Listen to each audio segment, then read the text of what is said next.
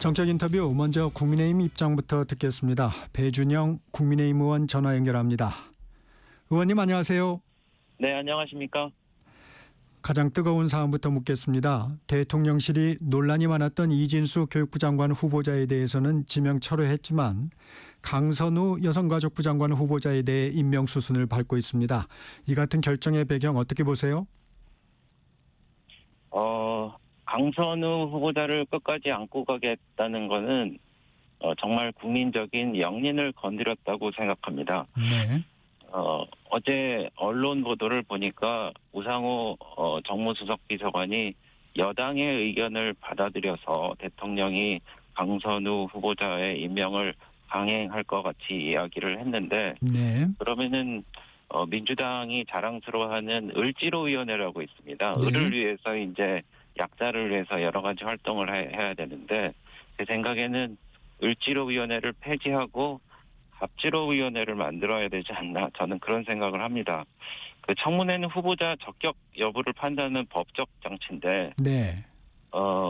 민주당을 제외한 모든 정당에서 다 반대하고 있습니다. 그리고 대통령실만 주장하고 있고 주변에 있는 사회단체라든지 시민단체 모두 다 반대하고 있습니다. 국민들이 가장 싫어하는 게 오만과 특권의식인데 후보자가 그런 것을 여실없이 보여줬죠. 그래서 임명을 강행하는 것은 이 정권에도 큰 부담이 될 것이라고 생각을 합니다. 이재명 대통령은 종합적인 판단을 했을 겁니다. 이진숙 네. 후보자하고 강선 후보자하고 둘 중에 한 명은 낙마시켜야지 그래도 불통이라는 소리를 안 들을 텐데 그 이진숙 후보자를 낙마시키면은 정치적인 데미지가 별로 없을 건데 강선우 후보자를 안고 가지 못하면은 강선우 후보자는 현직 의원인데 의원 불패 관행이 깨지면은 차후에 장관을 의원으로 해야 될 텐데 그런 말하자면 관행을 없애버리고 사실 지금 민주당은 이재명 당대표가 사실상 공천을 한 충성파들로 뭉쳐졌는데 민주당한테 그렇게 의원 불패의 신화를 깨버리고 그러면은 민주당 의원들이 동요할 거란 말이죠. 그래서 네. 나중에 이재명 대통령이 사법 리스크라든지 여러 위기 상황일 때 결사옹위를 받아야 되는데 차질이 생기는 겁니다. 그래서 그런 결정을 하지 않았나 생각됩니다. 이 참여연대에 의해서 앞서도 잠시 언급했지만 민주노총도 지명 철회를 요구하는 성명서를 발표했는데 네. 이 정당에서도 민주당을 제외한 나머지 정당들이 반대한다고 얘기를 하셨는데 이 같은 움직임이 좀 영향을 미칠 것으로 보세요? 근데 이제 한번 한 말은 주워 담기 힘들 테니까 지금 아주 고민을 할 것이라고 생각합니다. 그래서 방금 말씀하신 그런 정당뿐만 아니라 단체뿐 아니라 한겨레 신문 일면 톱을 보니까 네. 갑질 망언 더 나와도 꼼짝 않는 대통령실 이 지경이 됐습니다. 그러니까 거기다가 지금 여론조사를 보니까 리얼미터하고 에너지경제신문이 14일부터 18일까지 여론조사를 했는데 대통령 국정수행 지지도가 2.4%가 추락을 했는데 처음으로 추락을 했거든요. 근데 이거는 장관 인사청문회 논란까지만 반영한 겁니다. 그것만 해도 이렇게 흔들림이 있는데 그 조사에서는 강 후보자 임명 강행 부분은 반영되지 않았거든요. 네. 그래서 그런 거를 온전히 다 짊어지고 갈 만큼 맷집이 있는지 좀 두고 보겠습니다. 대통령의 이 같은 결정에는 현 정부의 주요 기조인 실용주의가 작용했다는 분석도 나옵니다. 이 갑질 논란은 여가부의 업무 전문성과 직접적 연관성이 낮다고 판단할 수 있다는 건데 의원님 의견은 어떻습니까? 그건 틀린 얘기입니다.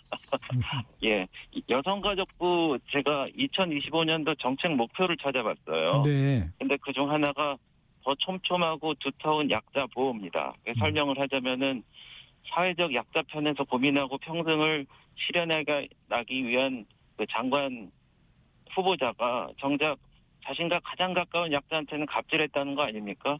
그래서 여성가족부 장관으로서 업무와 연관성이 높은 부적격 사유가 아니면 뭔지 의문이고요. 네. 그리고 갑질이야말로 여성가족부 업무 본질을 훼손하는 논란이라고 생각합니다. 여성가족부가요, 호주제 등이 남아있던 시절에 사회적인 약자인 여성의 문제를 고민하고 그 청소년 아동 등 그 가족 문제 해결을 위해서 만들어진 부처거든요. 네. 그런데 강선우 후보자는 약자죠. 보좌진한테 그 이른바 위계를 이용한 부당행위, 소위 갑질을 했잖아요. 그리고 색출한다 그러고 법적 조치한다 그러고 재취업 방해한다 그러고 2차 가해 논란까지 빚었습니다. 그래서 약자 보호하고 안전하게 일상을 만든다는 게 여성가족부의 핵심 목표인데 이거를 거스르는 후보자가 여성가족부의 업무와 관련이 없다는 게 무슨 어떤 사람들이 하는 궤변인지 모르겠고요. 그 강 후보자를 강행한다는 것 자체가 이 갑질 면제부, 더 큰 갑질 면허증을 발행한 것이나 다름없다고 생각합니다. 그래서 사과가 아니라 사퇴가 답입니다. 추가 의혹도 나왔어요. 문재인 정부 네. 당시 여성가족부 장관을 지낸 정영애 전 장관이 과거 네. 강선우 후보자로부터 갑질을 당한 적이 있다고 얘기를 했는데 네. 강선우 당시 여성가족위원회 위원이 지역구 민원을 해결하지 못하자 여가부 기획조정실 예산을 삭감했다는 겁니다. 이 사안은 네. 어떻게 보세요? 그러니까 강선우 후보자가 장관이 돼서 간다 그러면은 여성가족부 자체 내에서 영이 서겠습니까? 그 직원들이 얼마나 싫어하겠습니까? 의원일 당시에 여성가족부를 대상으로 갑질을 했던 당사자가 여성가족부의 수장이 돼서 이것을 진두지휘한다고 그러는데 이거는 여성가족부만의 영이 무너지는 문제뿐만 아니라 정부 자체가 앞으로 그러면은 의원이 정부 부처를 향해서 이렇게 갑질하는 것도 용인해야 되는 건지 보좌진에 대한 갑질도 용인해야 되는 건지 이런 복잡한 얘기가 생기고요. 그리고 네.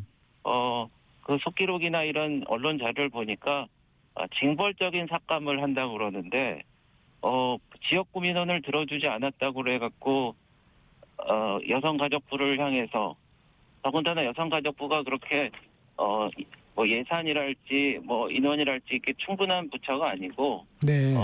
여러 가지 어려운 환경에 있는데 많이 도와줘야 될 부서로 생각되는데 그 부처에 대해서도 그렇게 갑질을 하고 그런 거에 대해서 더군다나 다른 정권도 아닌 문재인 정부의 그런 장관이 문제를 제기할 정도라면은 더 이상 거론할 필요도 없는데 이 문제를 길게 끌고 가는 대통령실과 여당이 정말 국민 입장에서는 이해가 안 갈 겁니다. 네.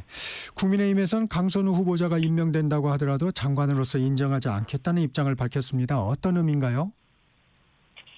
네, 저희 국민의힘은 강 후보자를 장관으로 인정하지 않기로 했습니다. 그래서 장관으로 오면은 저희가 여러 가지 국회에서 해야 할 일이 있는데 저희가 보이콧하는 것을 심각하게 고려를 하고 있습니다. 근데 이제 결국 강행한다 그러면은 네.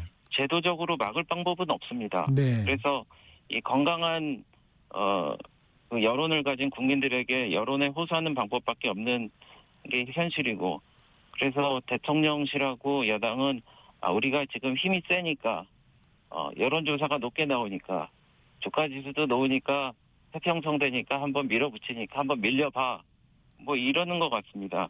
그런데 아까 말씀드렸다시피 그 철옹성 같은 대통령 지지도에도 균열이 보이지 않습니까? 그래서 아나무인격인 장관 후보자 지명과 이에 대한 국민적인 실망감이 반영된 것 같습니다. 그래서 제가 이야기는 좀 하고 싶은데 네. 문재인 정부 때 제가 혹시 그거 아세요? 젠가라는 게임이 있습니다. 네. 경고한 적이 있는데 이게 나무 조각을 사각형 형태로 차곡차곡 쌓아 올리고 하나씩 빼는 빼는데 거죠. 무너지면 네. 그래서 이게 뭐냐면은 지금 아무리 갑질 장관 시키고 여러 가지 잘못된 법을 밀어붙여도 이 하나씩 이 젠가의 나무를 빼는 겁니다.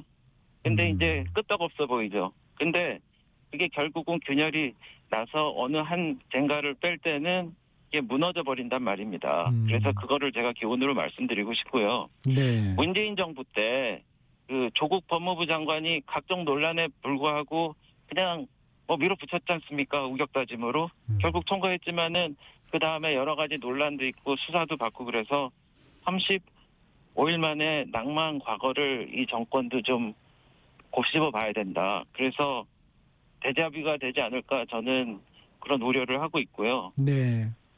그냥 물어보고 싶습니다. 강 후보자 통과시킨다면은 자신 있습니까? 정부의 영이 서겠습니까? 알겠습니다. 의미가 충분히 전달이 된 것 같습니다. 네. 앞서 네. 배준영 의원이 언급한 여론조사 개요 다시 전해드립니다. 리얼미터가 에너지경제신문 의뢰로 지난 14일부터 18일까지 전국 만 18세 이상 유권자 2,514명을 대상으로 조사한 결과 이재명 대통령 지지율이 62.2%로 발표가 됐는데요. 직전 조사에서는 64.6%였습니다. 자세한 내용은 중앙선거 여론조사 심의위원회 홈페이지를 참조하시기 바랍니다. 네. 저 사회자님 제가 네. 그 청문회 얘기를 하기 때문에 한 가지만 좀 첨언해도 네, 되겠습니까? 네, 첨언하십시오. 네.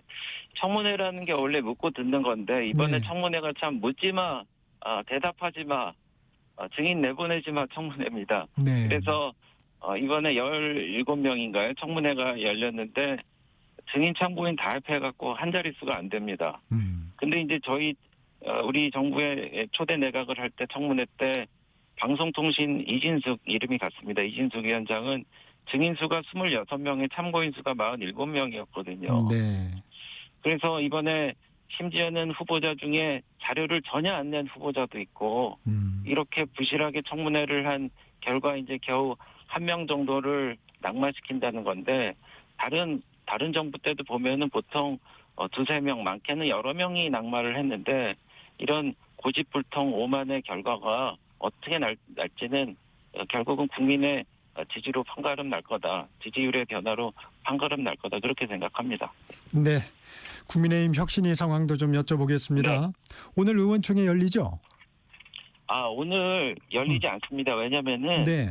그 전국적인 극한호우로 저희가 좀 연기를 했습니다. 그래서 각 지역의 피해 현황하고 그런 걸 점검하고 그리고 복구 지원에 관련된 현장 방문도 있고 그런 일정 때문에 저희가 오늘은 하지 못합니다. 한 차례 연기했는데 오늘도 열리지 않는군요. 네, 산청이라든지 예산이라든지 지금 가평이라든지 어떻게 보면은 저희 의원님들 지역구 중심이 좀 많이 피해를 봤어요. 그래서 네. 서로 도와주고 가족 피해 복구를 저희가 하려 하고 있습니다. 네. 윤희숙 혁신위 어떻게 보면 표류하고 있다고 볼 수 있습니다. 혁신위를 둘러싼 갈등의 핵심은 뭐라고 보세요? 아무래도 인적 쇄신 문제인가요? 네, 그렇습니다. 근데 이제 아픔이 없고 논란이 없는 혁신이라고 그러면 그건 혁신이가 아니겠죠. 네, 그 큰 틀에서 바꾸고 이제 혁신을 통해 갖고 미래로 나아가기 위한 그런 고통을 감내하는 게 혁신이 과정이라 할 텐데 인적 쇄신이 말씀하신 대로 그 논란입니다. 그래서 한 가지 좀 아쉬운 거는 네. 이런 이 명확한 기준이랄지 방법론을 제시한 다음에 이러이러한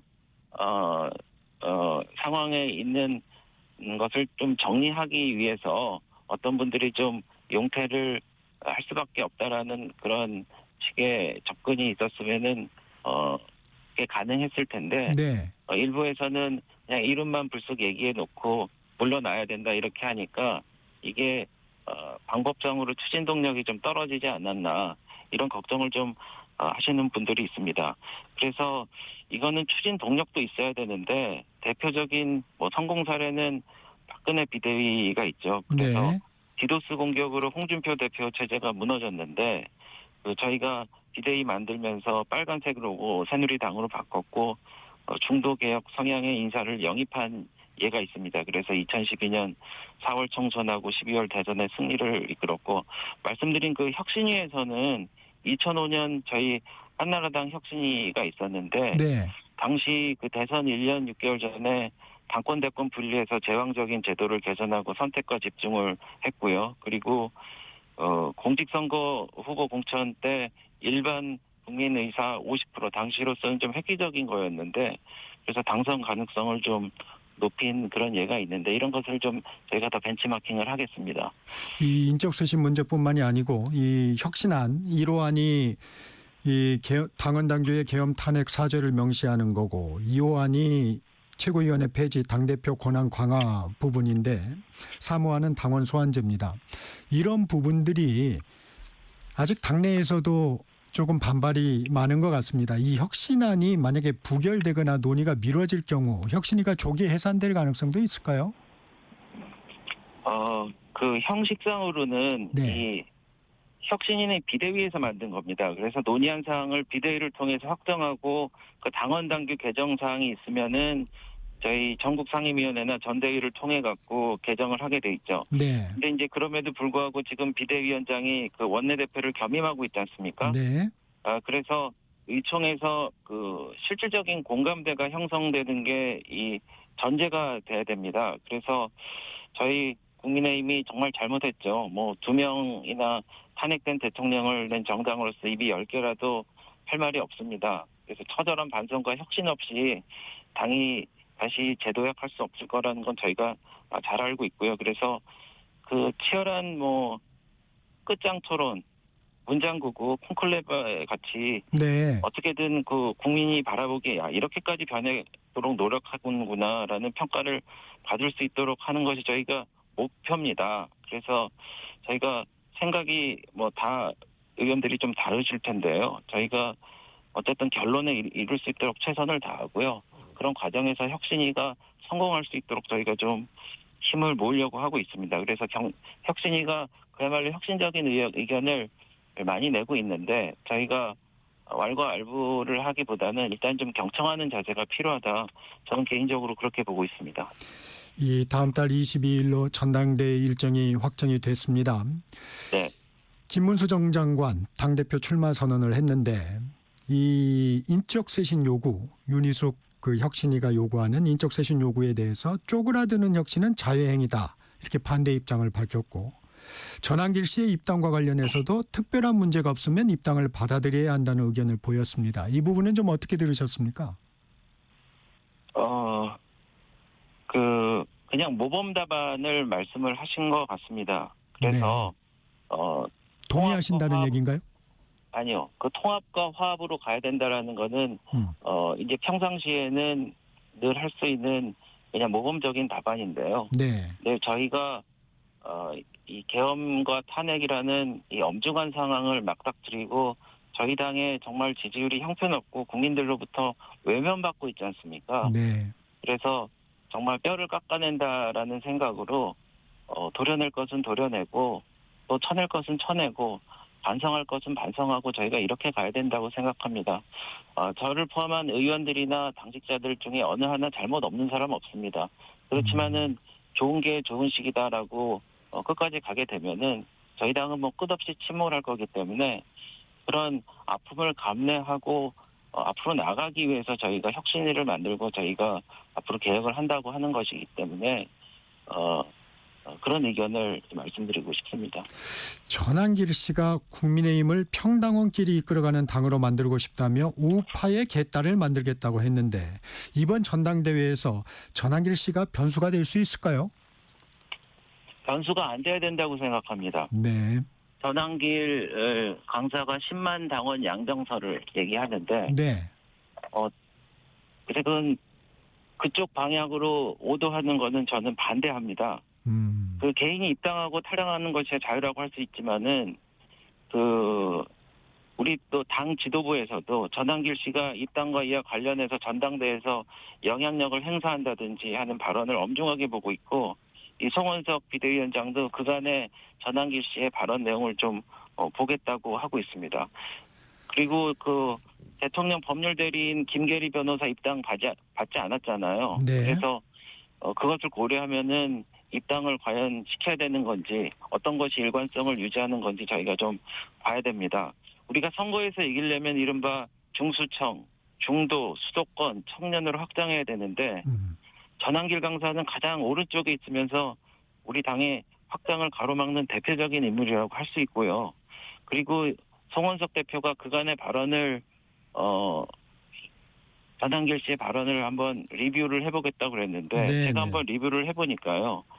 그 25년 3월에 전국 동시다발적인 산불이 북한과 반국가 세력이 방화라고 얘기를 했습니다. 네네. 그리고 본인 유튜브 조회수가 안 나온 것이 구글이 부당 개입했다 그러고 헌법재판소 관련해서 헌재는 가루가 돼서 사라질 것이라 그러고 2월 18일에는 윤석열 대통령 암살 음모론을 게시했습니다. 네. 그래서 이제는 좀 그만했으면 좋겠다. 예, 그런 바람입니다.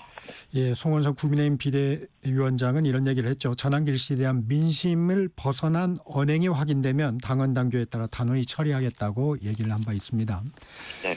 안철수 의원, 윤희숙 혁신위원장과도 만났습니다. 전당대회 룰에 관해서 국민 여론조사 100%를 반영해야 한다고 의견을 같이 했는데 이 같은 방안은 어떻게 생각하세요?